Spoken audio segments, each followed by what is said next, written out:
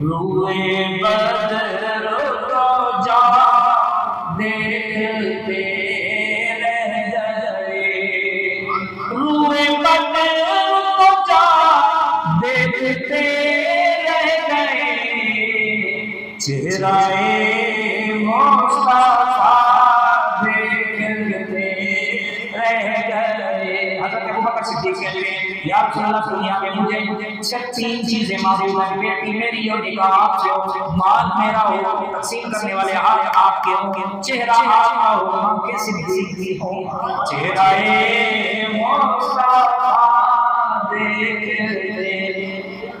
حضور کے ساتھ کہتے ہیں یا رسول اللہ آج تو آپ کا دیدار ہو رہا ہے، جنت میں سوچتے ہیں دیدار نہیں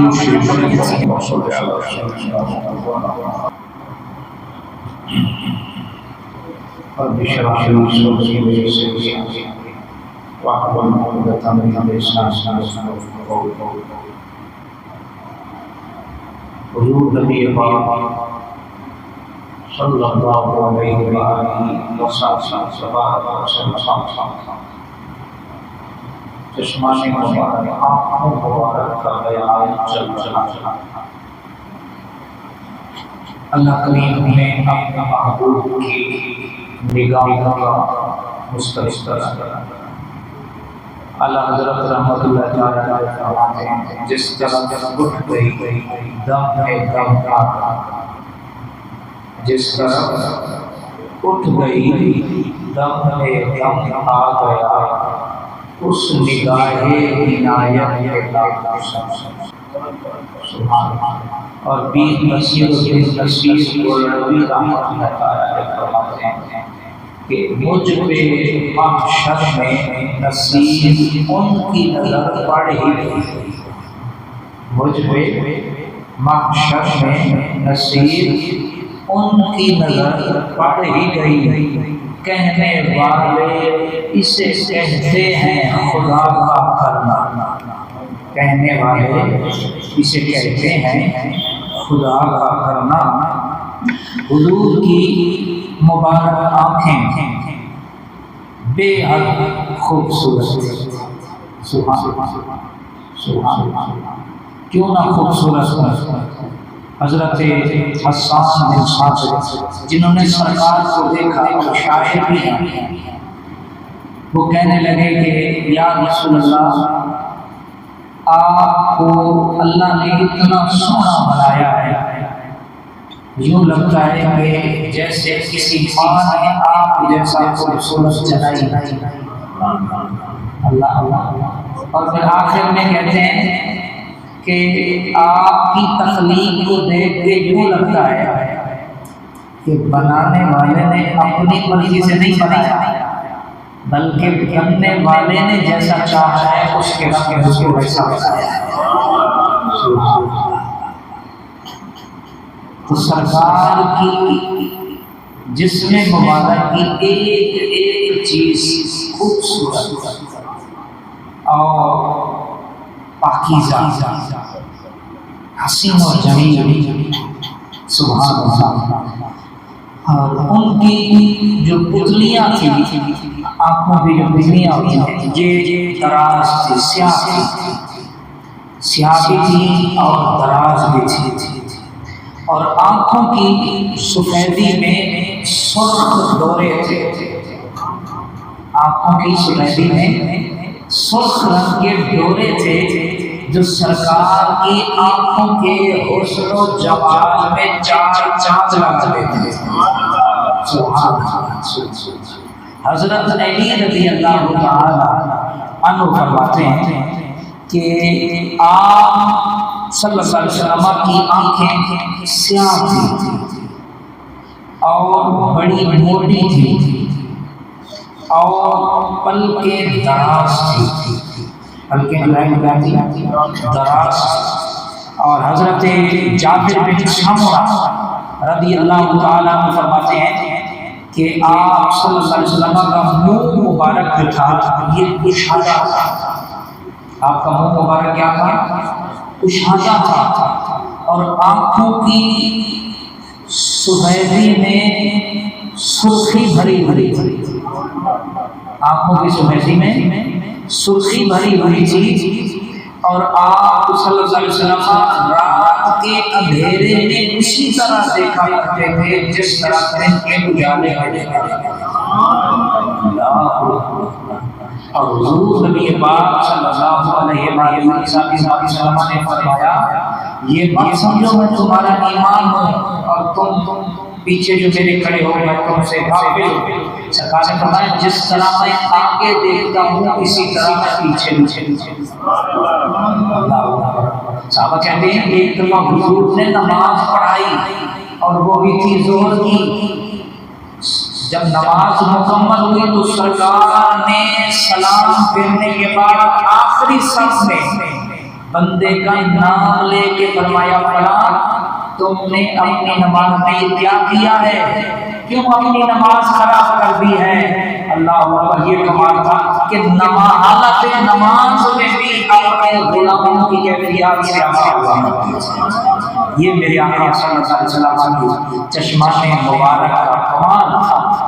اور صحابہ کرام رضوان اللہ تعالی علیہم اجمعین کہتے ہیں کہ مدینہ پاک میں مسجد نبوی میں بیٹھے بیٹھے سرکار مشرق اور مغرب کی خبریں دیا کرتے، جو ماضی میں ہو چکا ہے اس کی بھی خبریں دیتے تھے، جو ہونے والا ہے اس کی بھی خبریں دیتے تھے، بیٹھے زمین میں ہوتے تھے ساتھ آسمان جو اللہ نے جنت بنائی ہے اس کی نعمتیں دیکھ دیکھ کے بیان کر رہے ہیں۔ اللہ واقعہ معراج آپ نے سنا ہوگا کہ اللہ کے نبی مسجد حرام سے کہاں تشریف لے گئے؟ مسجد اقصی۔ جب سرکار لامکان سے جنت گزر کا نظارہ فرما کے جب آپ اپنے سفر سے مکمل فرما کے تشریف لائے تو صبح آپ حتیم میں تھے۔ کہاں تھے؟ حتیم میں بیت اللہ شریف کے ساتھ ایک لگائے کھڑے تھے اور اپنا یہ واقعہ بیان کر رہے تھے۔ مشرکین وہاں بیٹھے تھے صحن کعبہ میں، تو وہ آپ کا مذاق اڑانے لگے اور آپ سے مسجد اقصی کی نشانیاں پوچھنے لگے۔ کیا پوچھنے لگے؟ نشانیاں پوچھنے لگے۔ سرکار فرماتے ہیں کہ جب انہوں نے نشانیاں پوچھی نا، اب وہ تو ایک سفر تھا، اس سفر میں کچھ لمحے کے لیے وہاں گیا اور پھر اس کے بعد میرا آگے سفر شروع ہو گیا، تو عدم توجہ کی وجہ سے میں نے مسجد اقصی کی چیزوں کی طرف دھیان نہیں دیا۔ جب انہوں نے مشرکین نے مجھ سے نشانیاں پوچھی تو مجھ پر ایک غم کی کیفیت طاری ہوئی، بس غم آنا تھا۔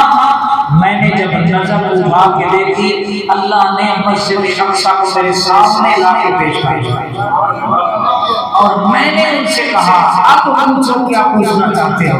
مشرکین میں سے ہر آدمی مسجد اقصی کی نشانیاں پوچھتا جاتا تھا، میں سامنے دیکھ دیکھ کے وہ نشانیاں بتاتا چلا جاتا تھا۔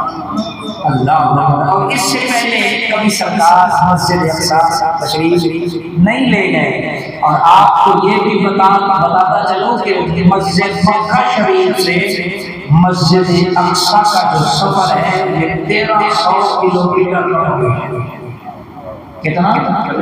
1300 کلومیٹر دور۔ شیخ محقق شاہ محدث دہلوی فرماتے ہیں یا تو اللہ نے اپنے حبیب اور مسجد اقصی کے درمیان جو حجاب تھے وہ درمیان سے ہٹا دیے اور مسجد اقصی سرکار کے سامنے تھی، سرکار دیکھتے جاتے تھے اور بتاتے جاتے تھے۔ اللہ۔ اور دوسرا فرماتے ہیں جس طرح حضرت سلیمان علیہ السلام نے جو ہے وہ ملکہ بلقیس کا تخت منگوایا تھا، اسی طرح اللہ نے مسجد اقصی کو جبریل کو حکم دے کے محبوب کی نظروں کے سامنے پیش کیا۔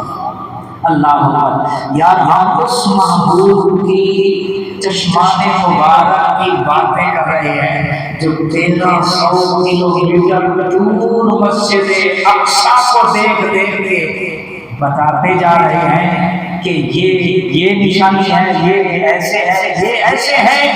تو بتاؤ جامعہ مسجد طیبہ میں یہ جو غلامان مصطفیٰ بیٹھے ہیں، جو سرکار کے دیدار کی نیت لیے بیٹھے ہیں، سرکار اپنی قبر انور میں روضہ مبارک میں ابو بکر اور عمر سے کہہ رہے ہیں کہ دیکھو فلاں بھی بیٹھا ہے، وہ فلاں بھی بیٹھا ہے، وہ فلاں بھی بیٹھا ہے، اب یہ میرے حسن و جمال کی بات ہو رہی ہے، اب یہ ہو رہی ہے، اللہ اکبر اللہ اکبر، 1300 کلومیٹر دور مسجد اقصی. اب آپ کوئی شخص مسجد میں داخل ہو نماز پڑھنے کے لیے آئے، اب ہم اس سے یہ پوچھیں بھی بتاؤ طیبہ مسجد کے دروازے کتنے ہیں، کی کھڑکیاں کتنی ہیں، اس کے غسل خانے کی ٹوٹیاں کتنی ہیں، اس کے مین گیٹ کتنے ہیں، اس کی نشانیاں بتاؤ. تو سامنے والا کہہ گیا میں نماز پڑھنے گیا تھا یہ چیزیں نہیں. اللہ اکبر. پر سرکار کو رب نے کسی میدان میں سرکار کی عظمت کو کم ہونے نہیں دیا، وہ پوچھتے پوچھتے چپ ہو گئے، پر سرکار تھے کہ ہر سوال پر بہترین انداز میں جواب دیا. اللہ اکبر.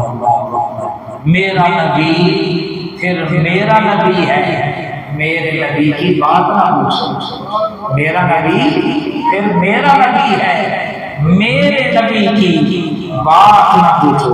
اللہ اکبر. جب سرکار مکہ پاک سے ہجرت فرما کے مدینہ پاک تشریف لائے تو آپ نے مدینہ شریف میں مسجد نبوی شریف کی تعمیر شروع فرمائی. اب جب تعمیر شروع ہونے لگی تو سمت قبلہ کا معاملہ آیا. صحابہ نے کہا یا رسول اللہ سمت قبلہ کا تعین کیسے کریں، مکہ تو دور ہے. سرکار نے فرمایا وہ تمہاری نظروں سے دور ہوگا، مصطفیٰ تو مدینے میں بیٹھ کر ساتوں آسمان جنت عرش علا لا مقام کی خبریں دے سکتے ہیں، ہمارے لیے کیا دور ہے. کہا یہ سمت قبلہ ہے، مدینے میں کھڑے ہو گئے. سرکار نے مکہ کے عین جو ہے وہ سامنے مسجد نبوی شریف کی سمت قبلہ کی جو ہے وہ سمت کو متعین فرما دیا. اللہ اکبر. اور اسی طرح ایک دفعہ آپ صلی اللہ علیہ وآلہ وسلم کے زمانے میں سورج کو گرہن لگ گیا. سورج کو کیا لگ گیا؟ گرہن لگ گیا، اس کی روشنی کم ہو گئی. تو ایک نماز پڑھی جاتی ہے، نماز کسوف، وہ سرکار نے صحابہ کے ساتھ پڑھی. حالت نماز میں اللہ کے نبی صلی اللہ علیہ وسلم نے ہاتھ بڑھائے، پھر پیچھے کر کے ہاتھ بڑھائے. وہ 3 دفعہ سرکار نے کبھی ہاتھ بڑھائے. جب سرکار نے نماز مکمل کی، صحابہ نے پوچھا یا رسول اللہ آج ہم نے ایک عجیب معاملہ حالت نماز میں آپ کے ساتھ دیکھا ہے، اس سے پہلے کبھی نہیں دیکھا. آپ نے حالت نماز میں ہاتھ آگے بڑھائے، پھر پیچھے کر لیے، پھر آگے بڑھائے، پھر پیچھے کر لیے. یا رسول اللہ سمجھ نہیں آئی. سرکار نے فرمایا جب میں تمہیں نماز پڑھ رہا تھا تو اللہ نے جنت کو میرے سامنے پیش کر دیا. گویا مسجد نبوی کے مصلی پہ کھڑے ہو گئے، ساتوں آسمان جو اوپر جنت ہے اس کا میں نظارہ کر رہا تھا. نظارہ کرتے کرتے انگور کا درخت تھا، اس پہ خوبصورت گوشے لگے ہوئے تھے.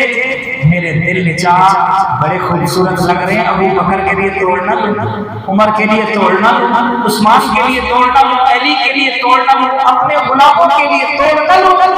سرکار نے فرمایا اگر میں توڑ لیتا تو قیامت تک تم اسے کھاتے رہتے، تم ختم ہو جاتے، قیامت آ جاتی، پر وہ گوشہ ختم ہونے کو نہیں آتا. سرکار نے فرمایا میں نے اس لیے چھوڑ دیا، میں نے کہا یہ تو دنیا فانی ہے. رب نے چند جو ہے وہ ایک وقت کے بعد اللہ میرے صدقے میرے غلاموں کو یہی نعمتیں ہمیشہ کے لیے عطا فرمائے گا. سرکار نے فرمایا جب میں نے جنت کے بعد جہنم کی طرف نظر کی تو جہنم میں بڑا میں نے خطرناک منظر دیکھا اور وہ بہت بری جگہ ہے. سرکار نے فرمایا اب بتاؤ ساتوں آسمان ہے، اللہ نے جو جنت چڑھائی ہے وہ. اب سرکار مسجد نبوی میں کھڑے ہو کے جنت میں انگور کے گوشوں کا نظارہ کر رہا ہے. تو مدینے سے ہم یہاں سے پکارے آقا مدینے سنے، مصطفیٰ کی سماعت پہ پڑھو، مصطفیٰ کی سماعت پہ.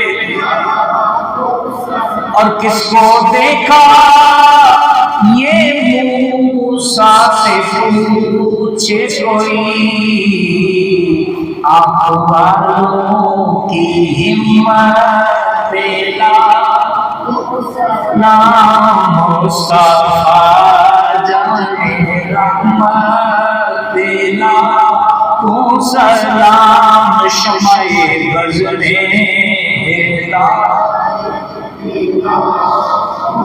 یہ حدیث پاک مشکات شریف میں بھی ہے، بخاری میں بھی ہے، دیگر کتب حدیث میں بھی ہے۔ یہ عبداللہ سے بات ہے، سرکار اپنے غلاموں کے ساتھ ایک قبرستان سے گزرے، ایک قبر پر آپ رک گئے، ایک قبر شریف پر کیا ہے رک گئے۔ سرکار نے فرمایا یہ قبر ہے اور اس کے ساتھ والی قبر ہے، ان دونوں قبر والوں پہ عذاب ہو رہا ہے۔ کیا ہو رہا ہے؟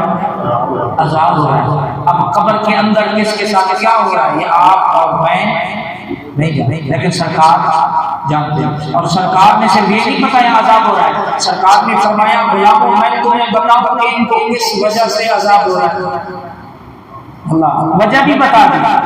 سرکار نے فرمایا ایک کو پیشاب کے چھینٹوں سے نہ بچنے کی وجہ سے عذاب ہو رہا ہے اور دوسرے کو چغلیاں کھانے کی وجہ سے عذاب ہو رہا ہے۔ کس وجہ سے عذاب ہو رہا ہے سرکار نے وہ وجہ بھی، وہ جرم بھی، وہ گناہ بھی بیان کر دیا۔ اب قبر میں آپ اور میں قبرستان سے جاتے ہیں، آپ میں سے کوئی بتا سکتا ہے کہ قبر والے کے ساتھ کیا ہوتا ہے؟ لیکن سرکار کی چشمان مبارک کا کمال دیکھیں، زمین کی طرف نظر ڈالیں تو اللہ سرا تک نظر چلی جائے، آسمان کی طرف نظر ڈالیں تو اللہ تک نظر چلی جائے۔ اللہ یہ حضور کی نظروں میں کمال تھا۔ اللہ اسی طرح مدینہ پاک سے 1000 کلومیٹر دور ایک جنگ ہوئی جسے جنگ موتا کہا جاتا ہے، موتا یا موتا دونوں لفظ آتے ہیں۔ سرکار نے 3 لاکھ فوج کے مقابلے میں چند ہزار صحابہ کرام کا لشکر تشکیل کیا۔ سرکار نے اس کا جھنڈا حضرت حارثہ بن نعمان کو، سرکار نے فرمایا اگر یہ شہید ہو جائیں تو پھر حضرت جعفر کا جھنڈا پکڑیں، پھر وہ بھی شہید ہو جائیں تو پھر عبداللہ بن رواحہ، پھر وہ بھی شہید ہو جائیں تو پھر مسلمان جس کو چاہے ہمارا بڑا مقرر کر۔ اب قافلہ روانہ ہو گیا، جنگ شروع ہو گئی۔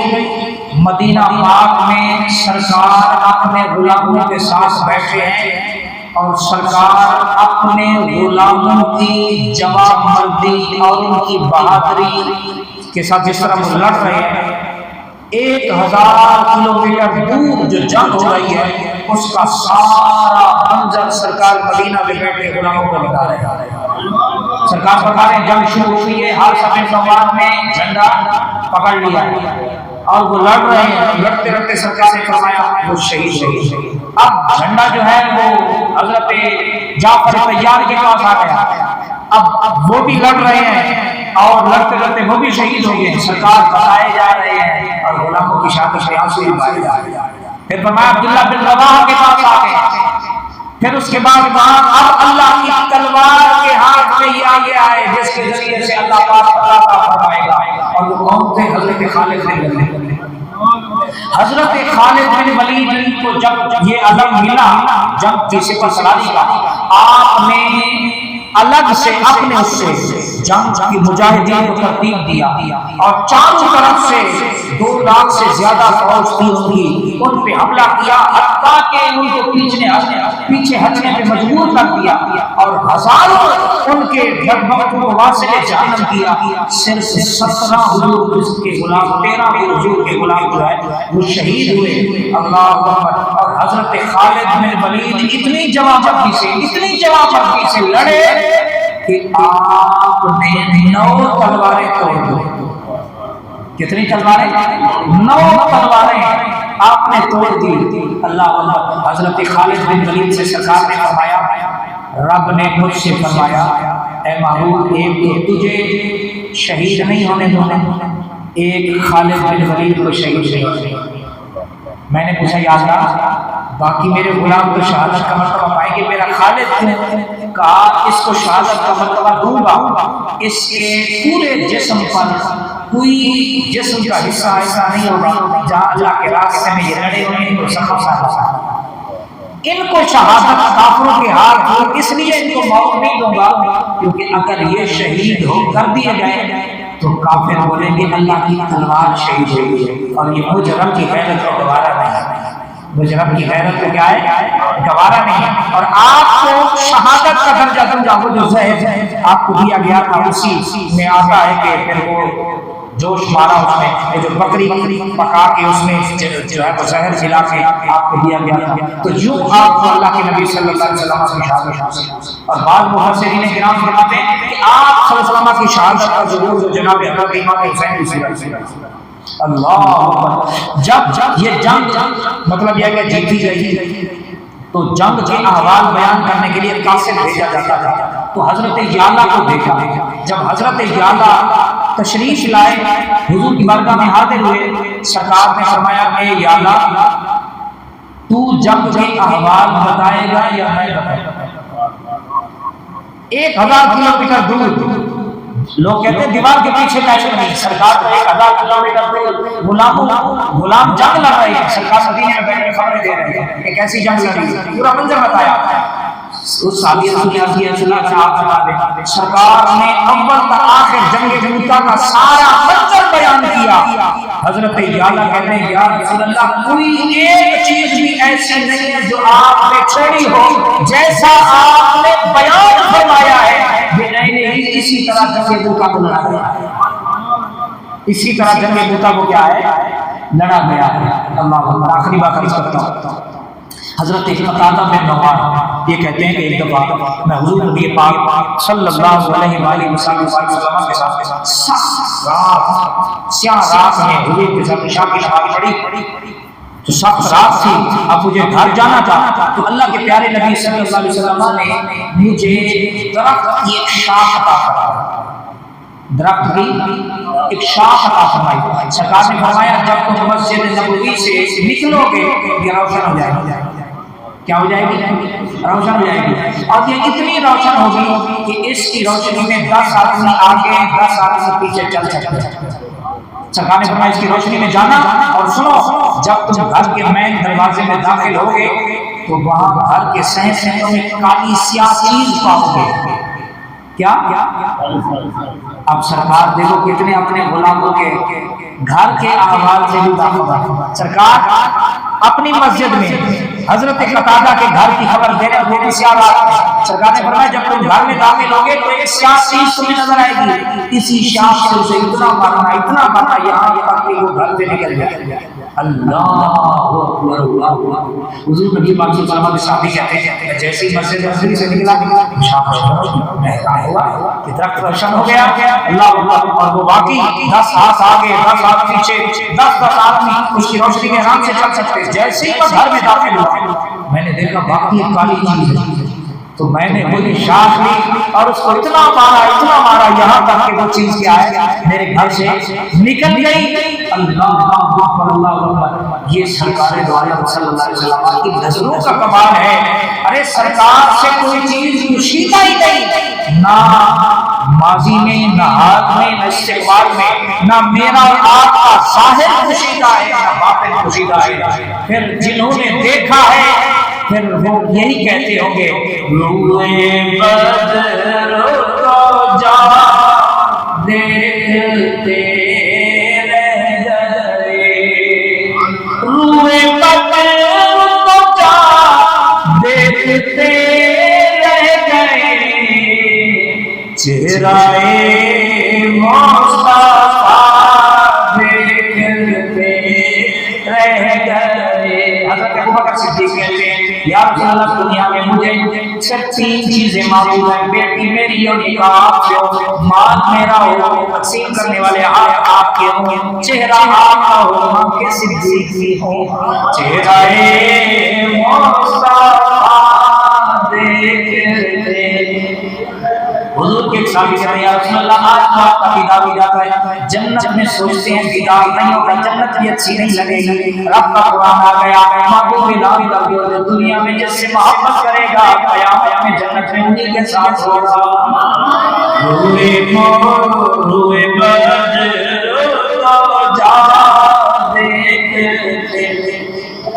حسن خیر الورا میں خدا کی قسم ہم جمال خدا دیکھتے رہ گئے۔ حضور نے فرمایا جس نے مجھے دیکھا تو آپ کیا دیکھا؟ ہم جمال خدا دیکھتے رک کے سترہ کی منزل پہ روح الامین رفعت مصطفیٰ دیکھتے رہ گئے، رفعت مصطفیٰ دیکھتے ہم گناہگار پہنچے درے پاک پر، ہم گناہگار پہنچے درے پاک پر، زاہدوں پارسا دیکھتے رہ گئے۔ بڑے بڑے جملے دستاروں والے ہیں، بڑے بڑے خطیب مبلغ واعظ دیکھتے رہ گئے، غازی ملک محمد سے ناصر غازی دیکھتے، بڑے بڑے علامہ اقبال جیسے، قائد اعظم محمد علی جناح جیسے، پیر جماعت علی شاہ جیسے، اللہ اکبر مولانا دیدار علی شاہ جیسے بڑے بڑے لوگ دیکھتے رہ گئے، اور ادھر غازی علم الدین شہید درخانہ کا پتر غازی لے گئے۔ آئے آئے زاہدوں پارسا دیکھتے در پہ پلوں کے داتا نے جھولی بھری، انشاءاللہ بلائیں گے سرکار طیبہ مسجد میں بیٹھے ہوئے، انشاءاللہ طیبہ میں بلائیں گے انشاءاللہ۔ در پہ پلوں کے داتا نے جھولی بھری، یہ عطا پر عطا دیکھتے رہ گئے، یہ عطا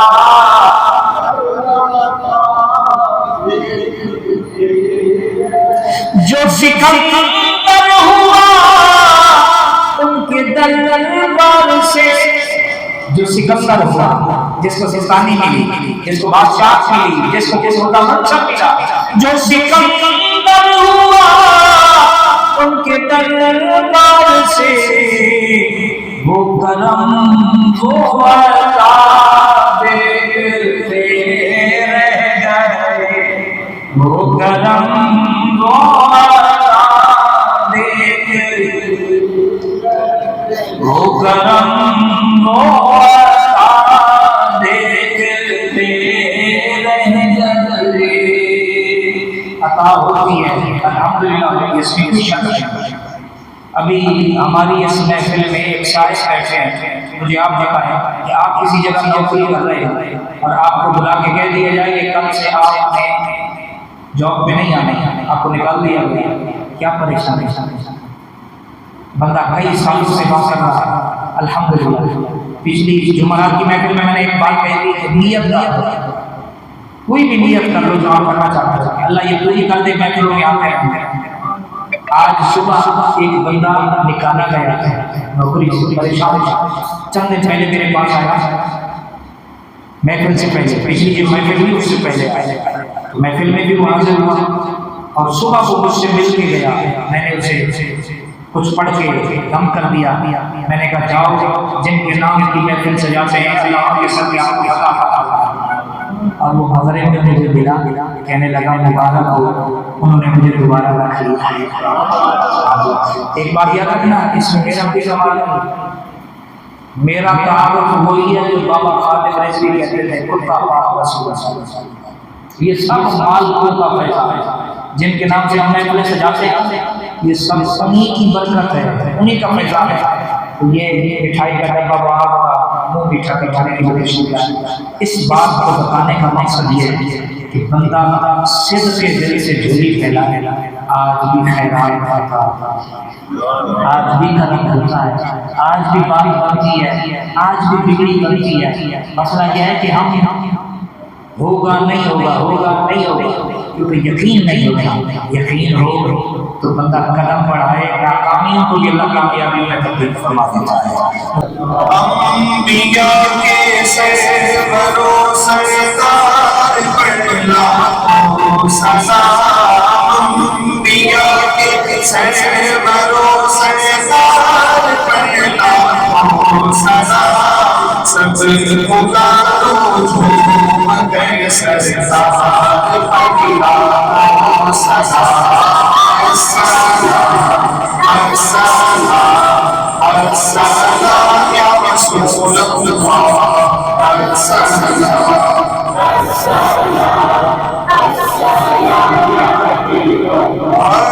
میں اپنی امتی کہتے ہوئے پیدا ہوئے، میں اپنی امتی کہتے ہوئے پیدا ہوئے، رب نے فرمایا کہ بادشاہ صلاۃ و سلام، السلام یا رسول اللہ،